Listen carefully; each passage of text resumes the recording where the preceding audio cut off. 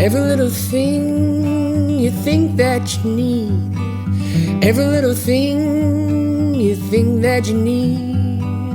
Every little thing that's just feeding your greed. Oh, I bet that you'd be fine without it. You're listening to the Minimalist Podcast with Joshua Fields Milburn and TK Coleman, recorded live at Irving Studios in sunny California. Yes, the sun is back out. We had a few days of rain, and how beautiful that was, how needed that was. Thank you, Alabama. Hello, everybody. Today, for the second episode in our 5-part Household Clutter series, we're talking about one of our most requested topics: closet clutter. Joining us in the studio to help organize your closet is our good friend, Courtney Carver. Courtney is the founder of Be More with Less and Project 333. She is also the author of the new book called Gentle. Coming up on this free Public Minimal episode, a caller has a question about why she keeps buying all of these new clothes, even though she's great at decluttering. And then we've got a lightning round question about why everyone owns so many clothes. And that's followed by our Right Here, Right Now segment and a listener tip. You can check out the Maximal edition of episode 487. That's the full 2-hour episode where we answer 3 times as many questions on Patreon. The link is in the description. When you subscribe, you can listen to our private podcast episodes on Apple Podcasts or Spotify or your favorite podcast app. Plus, you'll gain access to all of our archives all the way back to episode 001. That is a full decade of podcast archives. By the way, big thanks to our patrons. Your support keeps our podcast 100% advertisement free because sing along at home, y'all. Advertisements suck. Let's start with our callers. If you have a question or comment for our show, give us a call. Our phone number is 406-219-7839, or you can email a voice recording right from your phone to podcast@theminimalists.com. Our first question today is from Nicolette. Hi, this is Nicolette from South Africa. I hope you can understand my accent. I've written down my question so that I don't stutter in English, which is my second language. So I have a problem with clothes.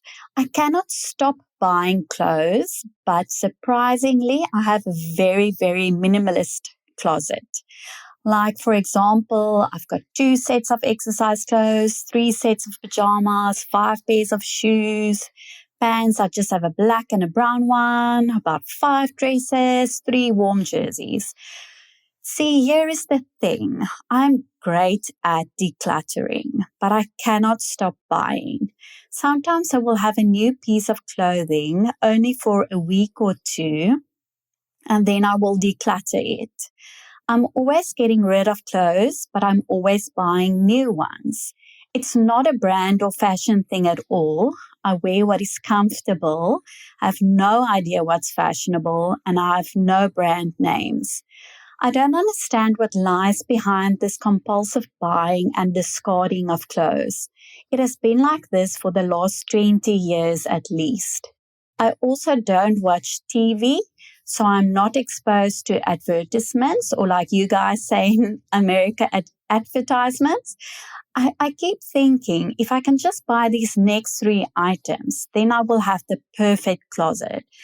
But I keep buying new clothes, always discarding something in its place. I just can't stop buying. And just some more background info that might help you in answering this.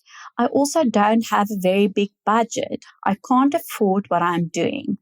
But I also don't have any debt at all and no credit cards. Thank you for listening. From your biggest fan in South Africa. Oh, what a great question to start with, Courtney, because Nicolette struggles with something that a lot of us struggle with. Even she admits, I'm great at decluttering. Oh, I'm so good at decluttering, but I just keep buying more clothes. I can't stop buying. And I think there's a sign here that said, I'm just trying to buy the perfect closet full of clothes. She's trying to find the perfect closet by adding, but it seems to me that the perfect closet might be found by subtracting.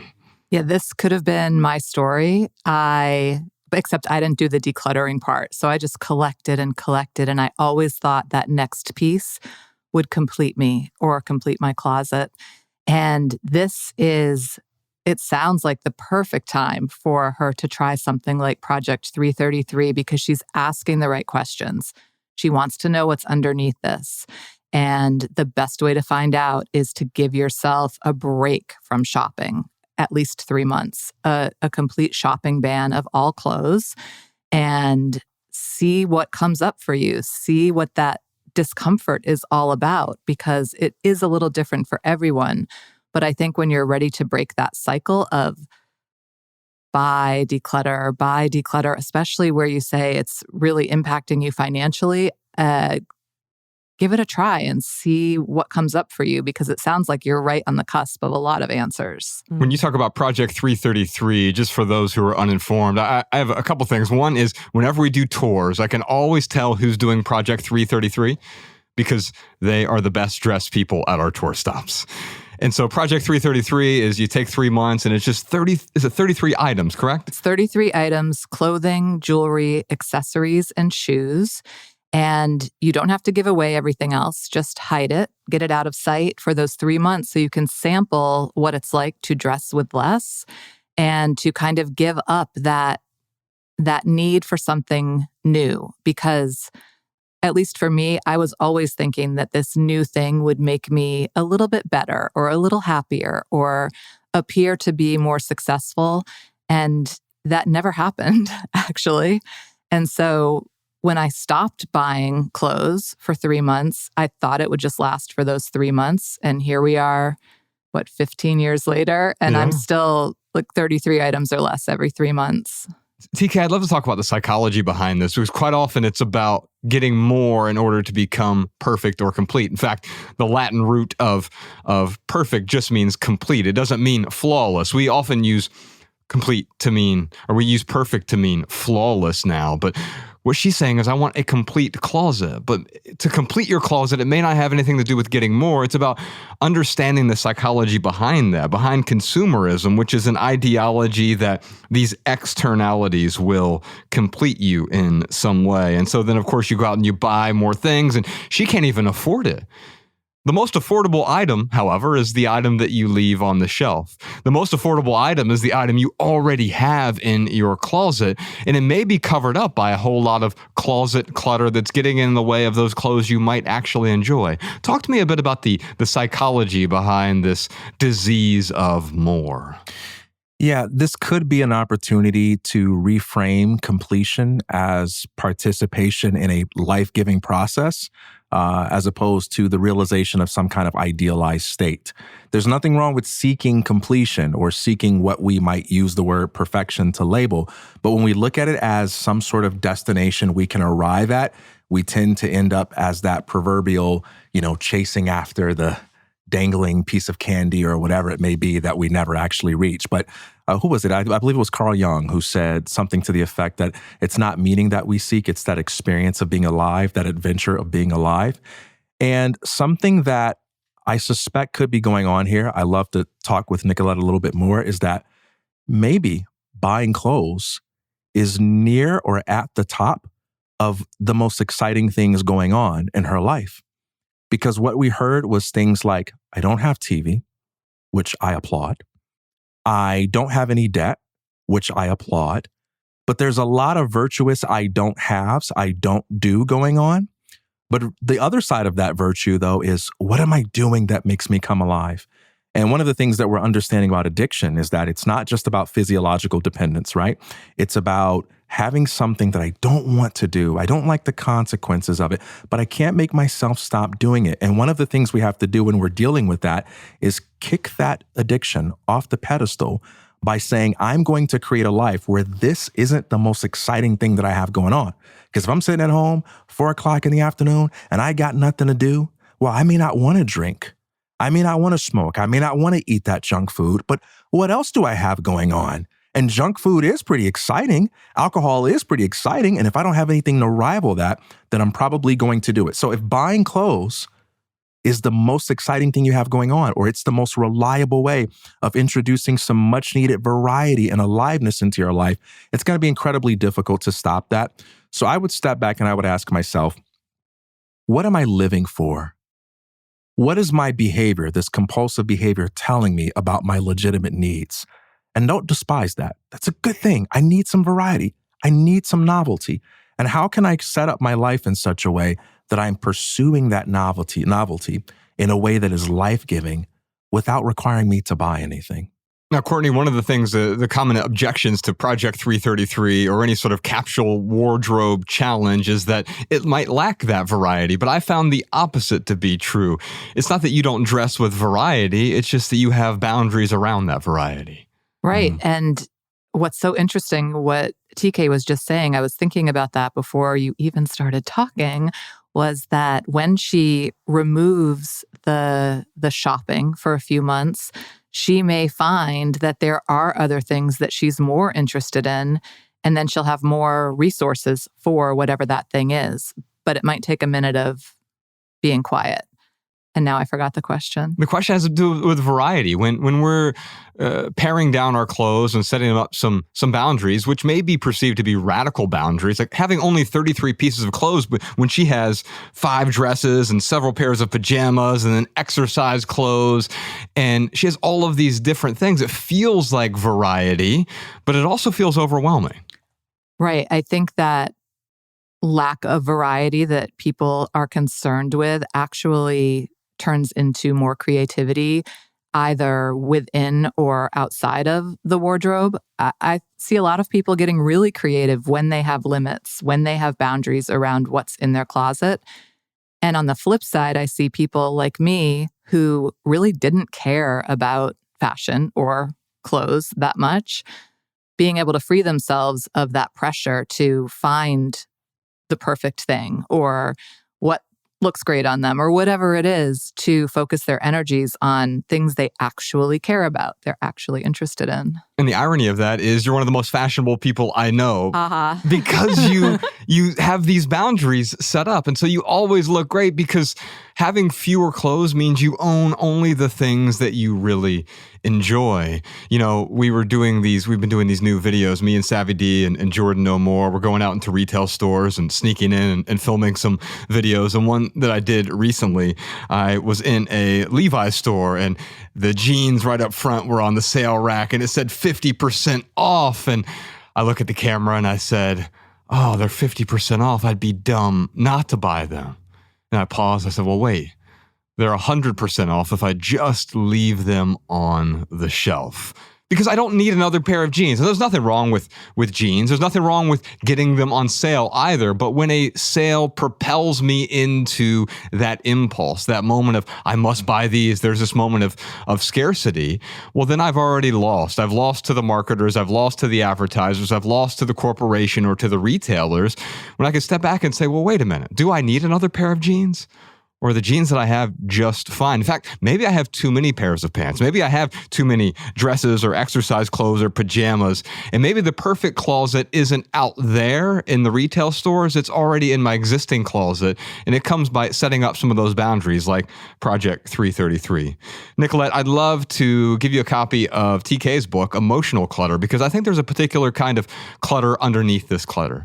There's this emotional experience of buying and wanting more. And I think you'll get a lot of value from Emotional Clutter. You can download it for free over on the Minimalist website. Just click the resources page there at the top. We have a bunch of free resources over there, like the 30-day minimalism game or the 16 rules for living with less minimalist rule book. But my favorite right now is Emotional Clutter. And also, I'd love to offer you a clutter counseling session with TK Coleman. If you're interested, we'll reach out to you and we'll set that up. But if anyone else who wants a clutter counseling session to deal with their home clutter, their physical clutter, their emotional clutter, their mental clutter, their spiritual clutter, their career clutter, head on over to theminimalists.com. Click counseling at the top. All right, Bama, before we get back to our callers, and boy, do we have a lot of amazing callers, but before we get back to them, what time is it? You know what time it is. It's time for the lightning round where we answer the Patreon community chat's question of the week. Yes, indeed. Now, Courtney, you might remember that during the lightning round, we each attempt to answer the question with a short, shareable, minimal maxim. You don't have to worry about that. TK and I have our maxims already pre-prepared, and folks can find this episode's maxims in the show notes at theminimalists.com/podcast, and every minimal maxim ever at at minimalmaxims.com. We'll also deliver our weekly show notes directly to your inbox, including 7 new Maxims every Monday for free if you sign up for our email newsletter at theminimalists.email. We'll never send you spam or junk or ads. Advertisements. I like that. Advertisements. We'll never send you advertisements, but we will start your week off with a dose of simplicity. Bama, what is the question of the week this week? Why do you own so many clothes? Hey, why are you judging me like that? We were actually in the studio last week brainstorming. What is the question of the week going to be next week? We put this out to our patrons in the Patreon community chat, which, folks, by the way, you can join the Patreon community chat for free, even if you don't subscribe to the private podcast. And we were just thinking, and we had all of these different questions, like what causes the clutter in your closet? And and it was real, just, I don't know, it was complex. And then I just thought about, what would I ask my 28-year-old self? And it'd be a simple question. Why do you own so many clothes? And there's something behind that question. So we'll get to our pithy answers here in a moment. But I want to hear from our simpletons first. Alabama, what did some of our listeners have to say? Siobhan said, I tend to fill my closet with a lot of just-in-case outfits to places I will probably decide later not to attend. Oh, Courtney, talk to me about this. So we often get outfits, clothing, accessories for these special occasions. Don't forget shoes. Oh, Yes, the shoes. so what's going on behind that? We get the special occasion wardrobe. Yes. Well, coming from someone who used to shop for every event and emotion, I can speak to this. We want to be a version of ourselves that will be received in a way that we want to be received. But we forget that nobody really cares what we're wearing anyway, and they don't remember. I've put this to the test. They don't know. You can wear the same thing to every event, and nobody will notice. Yeah, you're making me think of Nicodemus. I was just talking to him yesterday, and I've gone to weddings with him before or other formal events, and he still shows up in his black jeans and a black t-shirt, and no one says anything to him about it. And it's because people don't think about us nearly as much as we think they are thinking about us. And they certainly aren't thinking about our outfits the way that we think they're going to think about them. And if they are, they're not connecting it to our self-worth or who we think we are. They just might think, oh, I like that. I want that.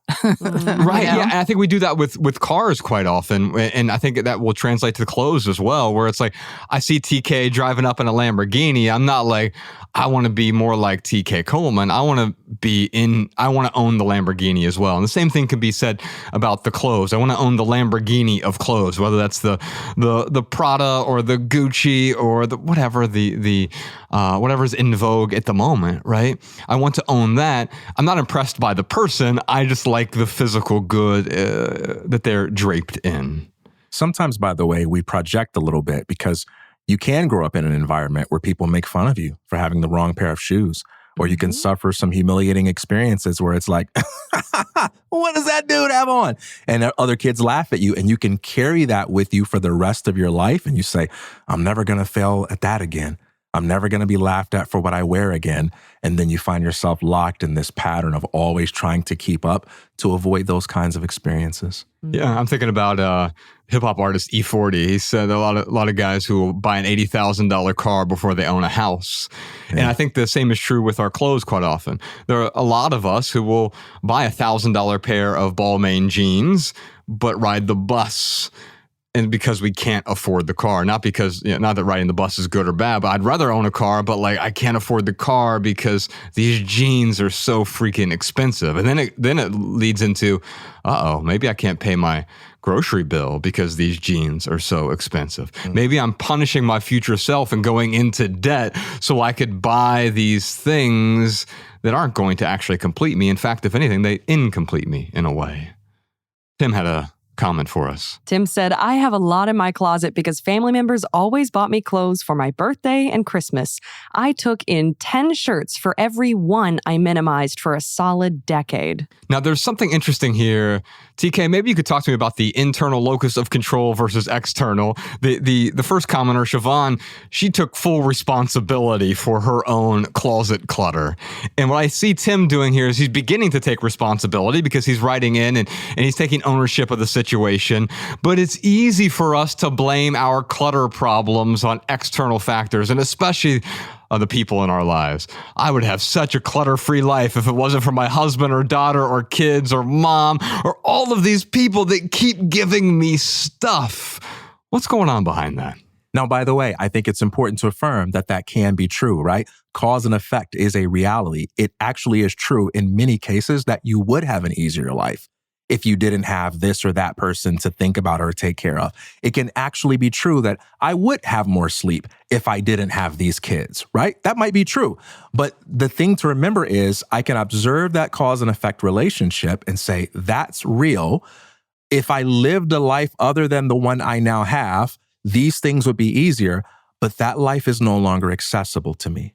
So given the constraints that now characterize my life, what is the way to make the best of this? I do have the children. I do have people that depend on me. I do have these responsibilities that I value and that I'm committed to.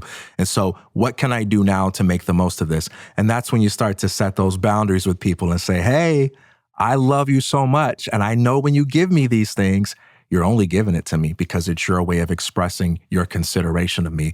But I got to tell you, this causes me so much stress and anxiety. I really can't take this in. And I'm letting you know, because when you give me something, I don't want you to get upset with me later on because I gave it away to someone else. So if it's important to you that this goes to someone who cares, I encourage you to do that with them. Courtney, a lot of people have the best of intentions. I think about when I first stumbled across Be More with Less way back in 2009. I started simplifying my closet, my wardrobe, and embracing minimalism. I had 70 neckties. Now, even if I wore a different one every day, and I did work 7 days a week, but even if I wore a different tie every day, I couldn't wear all of my ties in 2 months. And so I just pared down. I said, you know what? I'm just going to have 5 of these. 5 ties is plenty. What are my 5 favorite ties? And so I took the other 65 and I gave them to Ryan Nicodemus. And he was super happy to take them. He's like, wow, these are really nice Brooks Brothers ties. These are expensive. And he's like, but there's 65 of them. And I'm like, yeah, do you want them? He's like, and he said yes because, well, he felt compelled to take them. He didn't want to displease me, but also he saw that there might be some value in these, and it's much easier to say yes. Of course, he could have said no. No is a complete sentence. Or he could have said, yes, I'll take 3 of them. Yes, I'll take 5 of them. That would be wonderful. I don't want all of them. So it's not about simply renouncing. There's something here where you can say yes, but you don't have to say yes to everything. Yeah, I'm trying to picture Ryan in a tie right now. I'm picturing him wearing all of the ties on his head, on his wrists, everything. Yeah. I mean, for starters, I think that as adults, we have to stop giving other adults clothes. Like, the end. Let's just stop. What are we doing? Like, we're the ones complaining about people giving us clothes, and then we buy clothes for other people. We just have to put it together. No one wants you to do that at all. Nobody. I think that's spot on because we're doing it because we think gift giving is a love language. And longtime listeners know that I think gift giving is a love language the same way Pig Latin is a romance language. Like, it's not an actual love language, but there is a love language behind that. And it's the love language of contribution. I want to add value to your life in some meaningful way. And sometimes we think that consumer purchases are a shortcut to adding value to someone's life. It is true that there are some people who actually need clothes, but most of us have a tremendous excess of clothes. I saw a stat a few years ago. It's in our last book, Love People Use Things, that the average American throws out, I think it's 81 pounds of clothes every year. It may even be more than that, when 95% of them could be donated or recycled. And so we're just throwing out these things that are still useful, even though they're not useful to us. Let's do another one, Bama. This one comes from Jeanette. I have cut down a lot in my closet and continue to when I switch my clothes as the seasons change. Out go the clothes that don't fit or haven't been worn. But since I live in Wisconsin, I have layers of clothes for the winter, so that ups the number some. Well, Courtney, it definitely makes sense to have different clothes for different seasons, obviously, especially when you live in a place like Wisconsin, or you live in Salt Lake City, or when I lived in Ohio or Montana. Having different clothes for different seasons makes sense. But when does seasonality become an excuse to overindulge in shopping? All the time. Yeah, I think it's just being realistic about your situation. I live in Salt Lake City. It can be very cold. It can be very hot. But when am I actually in those elements? Like, I'm not spending the whole day outside. So I don't need all of these extra clothes for the different seasons. I mean, I need a hat and gloves in the winter. I don't need that in the summer. And there might be some climates where you might need a few more things to stay warm, and by all means do that. But again, just think about not just what the weather is, but how you spend time in that weather. Yeah, I think it also depends on, the activities that you're doing there. If you're in Salt Lake City and you are skiing every other day, you need different clothes than if you're just going from your car to the grocery store, or the gym, or whatever else. It depends on how you are being in the world when those weather events happen. Let's do another one from Amy. My closet was full because I had acquired nice clothes in an effort to fill a void that I thought I had. Now I dress comfortably and I have a lot more free time and money. Filling the void. There's that bit of insecurity there, right? What role does insecurity play in our overconsumption of clothes? Also, all of it seems to be the answer of the day. We, again, like we were talking about earlier, we think people are going to see us in a certain way depending on what we wear. We have this underlying feeling from time to time, or maybe a lot, that we need something else to make us feel a certain way. We want to feel happier. We want to feel more successful. We want to feel loved. And in some way, we think we're going to get there by easily purchasing something new. And we've all been let down and reminded that doesn't work. And then we try it again and again for about, 3 decades, 4 decades. That's right.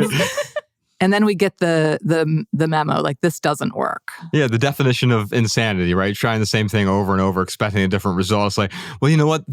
Those blue jeans didn't make me happier, but this pair has a slightly different rip in it, or a slightly different cut, a slightly different taper. That is the one that is finally going to make me happy. TK, when you're talking to your clutter counseling clients about insecurity, because there's a lot of insecurity behind a lot of our yearning, our striving, and the suffering that is involved with that.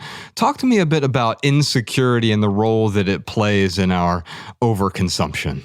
We often talk about insecurity in terms of its social manifestation, insecurity as a preoccupation with what other people think of us. But you can also think of insecurity as not being grounded in an awareness of what makes us valuable, what makes our lives matter, independently of what other people say about us, and independently of how many things that we own. And so I like to drive the conversation around security inward. I'm not going to say, hey, don't care about what other people think of you, because some measure of that is fine. But let's talk about you. Who are you, and what makes your life matter? What makes your life have worth? And what's interesting is, although that question can sound intimidatingly philosophical, most people have answers that go deeper than what other people think of me. No one ever says, my value is determined by what other people think of me. And when you put it out there and you state it explicitly, people look at that statement and they say, I either don't think like that, or I act like I think like that, but I certainly don't want to act like that. And so just coming to attention and remembering what makes us matter, because you talked about how we waste money on jeans and we waste money on shoes. And that's not what we're actually buying. We're not buying the jeans. We're not buying the shoes. We're buying a means to an end. We're buying a perception. We're buying a brand. We're buying an image because we think that's going to make us matter because we've forgotten who we are. Let's do another one. This one's from Frank. I used to hold on to so many identities, and the clothes were my validation. But this led to so many unused shoes, random socks, sportswear, jewelry, hats, suits, ties, outdoor gear, gag shirts, band merch, and the list goes on. Now that it's all gone, I love never having to think about what to wear. Yeah. Gag shirts. I'm thinking back to Nicodemus and I were in St. Petersburg, Florida, when my mom was going through her chemo and radiation. We were down there for a week or so. And we were at a coffee shop down there called Kawa Coffee. I know, see Savvy D shaking his head over there. He's from the St. Pete area. And we were over at Kawa Coffee, which was really close to where my mom lived at the time. And when Nicodemus got down there, his luggage was a little light and he couldn't figure out why. He forgot to pack T-shirts. This is minor detail. Yeah, it's fine. It's a total Nicodemus move, right? He overpacked everything except he didn't bring any T-shirts. So he went to like the gag shop in St. Pete and like he just bought all of these ridiculous, there's one that had like 2 arrows pointing to his arms that said tickets to the gun show or whatever. Oh, wow. Yeah. And then there was one with a camel on it and it just said "wanna hump." And so I have a picture of him asleep on the couch at Kawa Coffee, just wearing a green T-shirt with a camel on it that says "wanna hump." And it's great as a memory, but like it's not a great T-shirt. Was he wearing one of your ties as well?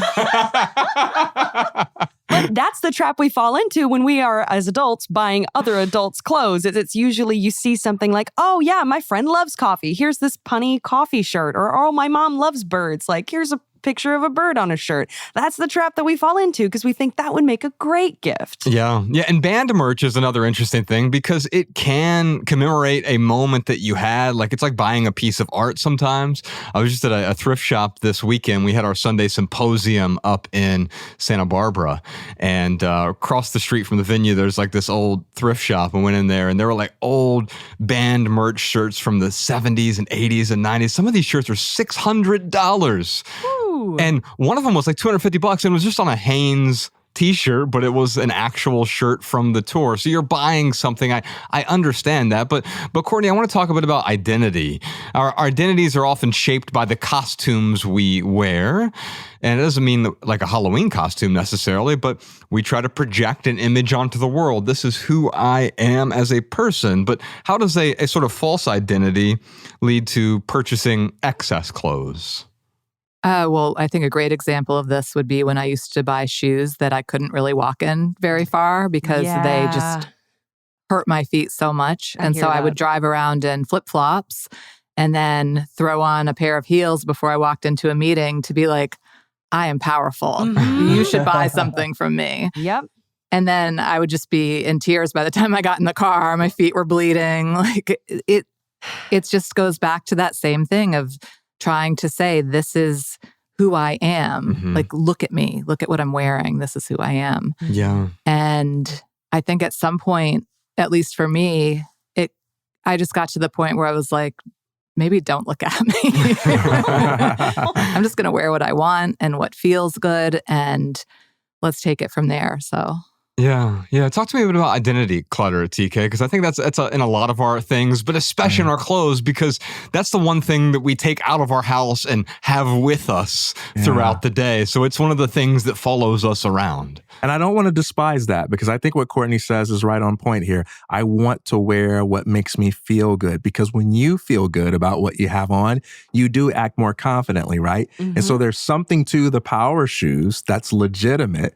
But at the same time, we don't want to do it at our own expense. We don't want to hurt ourselves. It's the same thing with an addiction. There's a real pleasure there. There's a real benefit there. But at what expense? What's the healthiest way to go about it? But yeah, we get caught up in these in these definition games and in these label games.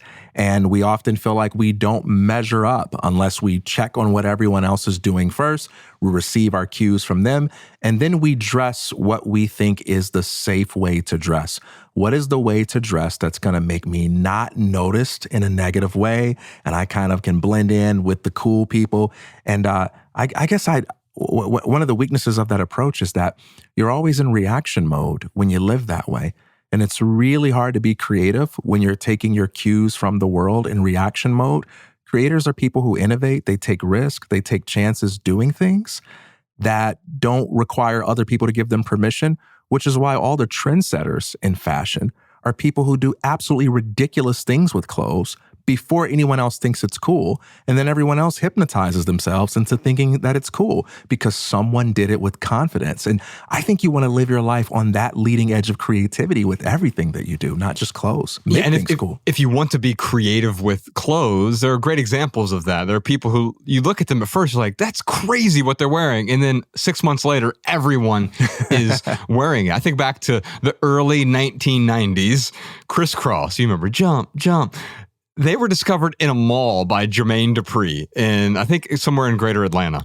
And he saw them, and he's like, these two boys who are like 11 years old, and they're dressed really strange. They're wearing their jeans backward, and they are wearing their shirts, like these like Atlanta Braves jerseys backwards, right? And he sees them, and he could just see they're kind of running the mall at age 11. Like, there are girls walking up to them like they're celebrities, and they were on the cutting edge of being super creative with their wardrobe. They weren't following anyone. And he went up to them and said, what do you guys do? And they kind of looked at him like, what do you mean, what do we do? We're 11.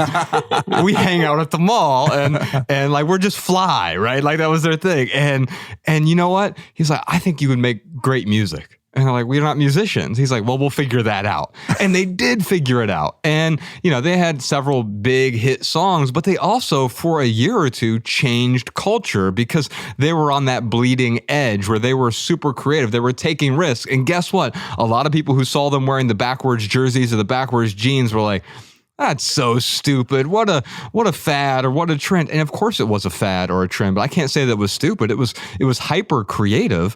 In fact, it led to a more creative career. They were willing to take a chance, not because they were assuming someone else's false identity. They were creating their own. Let's do one more. This one comes from Paige. I got rid of about half my clothes because I hate folding laundry and now hang up all my shirts instead. It changed my life. Courtney, folding versus hanging. Thoughts? I don't care. I really don't care. The only questions I've asked about that for myself is when I travel, like, should I roll it or fold it? And also, it doesn't matter. I don't care. Yeah. I prefer folding personally, but like, it's whatever works best for you. What is your preference, right? And it's not, I guess, just entertaining someone else's idea of what you should do with your things. You can fold it. What works best for you? Because as Paige said, it changed my life. And if hanging up your clothes changed your life, who am I to say, no, you should be folding those and putting them in the drawer? Yeah, you go, girl. How about you, listeners? Why do you own so many clothes? Let us know your thoughts in the Patreon community chat. Okay, give me something pithy, TK. Why do you own so many clothes? Fewer clothes, fewer choices, more clarity, more calm. I don't own too many clothes because I like to keep the area of my life simple. So I see minimalism as the strategic leveraging of simplicity. It's about recognizing that as a finite person, you have a limited amount of time. You can't be equally available to all the possibilities of life. So you look at the few number of things that matter the most to you, and you ask yourself, how can I introduce an abundance of space, time, and energy into those areas? And there you benefit from simplicity. It's like you always ask, how might your life be more with less, right? It's why I don't argue with people on social media anymore. Not because I think it's intrinsically bad, but because I'd rather be on the phone with someone from my family. That's what minimalism is all about. So I simplify in that area so I can have an abundance in another area. And I see clothes as a means to an end. What's the goal of the day? To engage the people that I love, to do the work that I love, to soak in the experience of life. I don't want to be spending too much of that time thinking about what I'm going to wear. But I do know some people for whom picking out the outfit is the most important part of their day. And for them, I say more power to you. But for me, I want to simplify that. Bama, you remember that we had the director and one of the stars of the documentary Fake Famous in here, Chris. That was such a cool episode to listen to. He was amazing. I really enjoyed Chris because he goes into like thrift shops and he finds like these old shirts and then he like remixes the shirt and then sells them in a way. So he'll add paint to it or he'll change the cut of it. He'll alter it in a way that makes it really interesting. And he came in here looking really well dressed. He was wearing like an old like Lakers shirt and it was kind of like a crop top almost. And like it was something I could never pull off or wouldn't want to try to pull off, right? But for him, it was like, oh, that's perfect. And there's something special about someone who does treat clothes like art. And then the rest of us, we get to make a decision. We get to say, okay, is this going to run my life? It's not about renouncing the clothes. TK didn't say no clothes. He said fewer clothes, fewer choices. He said no clothes. He'd be, propagating nude beach propaganda. That's not what we're talking about here. You're talking about owning less. Well, here's my pithy answer. Minimalism is not about counting your things. It's about having only the things that count. And I think what's ironic here is we talk about like something like Project 333. The number itself you even talk about is arbitrary. And if it was Project 444 or whatever it is, what boundary works well for you? I think about all of our rules in the Minimalist Rule Book, which you can download for free over at theminimalists.com. There's 16 rules in there, but they're not really rules. They're tools or they're boundaries and they're adjustable. If the 90-90 rule doesn't work for you because it is too extreme, then maybe it's the 180-180 rule. It's 180 days for the season. Or maybe it's not strict enough for you. Maybe you're like, you know what? I want to get really aggressive and I want to turn it into the 35-day rule. If I haven't worn it in the last 35 days, I'm getting rid of it. We talked about seasonality a moment ago, and the 90-90 rule, we also call it the seasonality rule. It's one of those things that sets me up to better understand how useful are the things that I'm supposed to be using. If I go into my closet and I pick out a shirt and I ask myself, have I worn this in the last 90 days? And the answer is no, but it's because it's a summer shirt and summer isn't here yet, but summer's within the next 90 days. Okay. Am I going to wear it in the next 90 days? And if the honest answer is yes, then I don't want to get rid of it. I don't want to deprive myself. But if I'm being honest with myself, usually the answer is no. If I haven't worn the last 90 days, I'm probably not going to wear it in the next 90 days. And then I can give myself permission to let go. All right, that's the end of page 1. We still have an entire switchboard of colors to talk to. But first, real quick for right here, right now, here's one thing that's going on in the life of the Minimalists, our new video series. It's called Fragments. It is now streaming on YouTube. You can binge watch the first 4 episodes at youtube.com/theminimalists, and you can subscribe over there if you want to watch future episodes. The 5th episode, which is called The Museum of Things. That is my favorite episode, TK's. That comes out next week, but you can catch up right now, youtube.com/theminimalists. You can watch all 6 episodes of Fragments. Alabama, what else you got for us? Here's a minimalist insight from one of our listeners. Hi, Josh, TK, Malabam, and everyone behind the Minimalist podcast. This is Carolini calling from Australia, and I'm a Patreon subscriber. I'm sending a message to comment about this need for novelty with my clothes and accessories. What I do is I donate my clothes to op shops. I do not sell them because it's just the time to put stuff online and get people to be interested and try to bargain prices that are already low. I just don't have the patience and the time. So I donate my clothes to op shops, but I also buy in op shops. So most of my clothes now come from op shop. And because I pay such a low price, when I get sick of it, let's say, I'll donate. And if I want to get something to replace, I must buy from an op shop as well. And that way I don't have that sense of I'm wasting, or I'm wasting my money, or I'm donating something. All the clothes that I donate, they're new, they're in great condition. But I also was very fortunate that I found beautiful clothes in op shops. So I think, and also because in op shops, they tend to employ people from diverse abilities. I found it's such a beautiful community connection to have. And it helps with that need for novelty and without feeling guilty, you know? Carolina, thank you so much for that thoughtful comment. It makes me think about how new clothes doesn't necessarily mean better clothes, right? You could buy some new clothes that are brand new right off the rack, and maybe they're even expensive new clothes, but they may not fit you. You may not feel good in those clothes. And quite often, buying clothes used, gently used, is the better way to proceed, both for you and for your wallet. For anyone else who has a listener tip or insight about this episode, you can send a voice memo to podcast@theminimalists.com so we can feature your voice on the show. Up next, we have page 2 and page 3. But first, let's take a quick pandiculation break. We'll be right back. All right, that is the first 33.3%. You see what I did there, Alabama? 333, baby. Yes, indeed.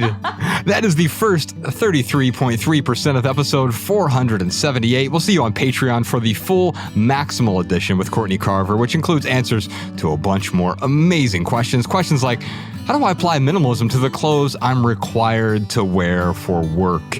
How can I curate an ethical wardrobe that isn't full of plastic and toxic chemicals? How do you find your own personal style? Why is fast fashion a problem? And what happened when JFM lost his phone in Virginia last week?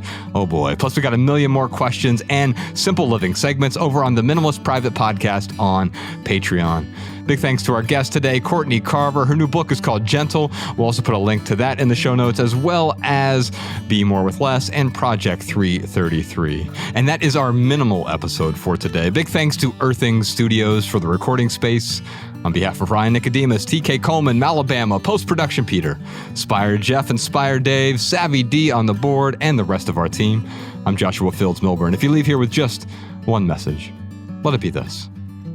Love people and use things, because the opposite never works. Thanks for listening, y'all. We'll see you next time. Peace. Every little thing you think that you need, every little thing you think that you need, every little thing that's just feeding your greed. Oh, I bet that you'd be fine without it.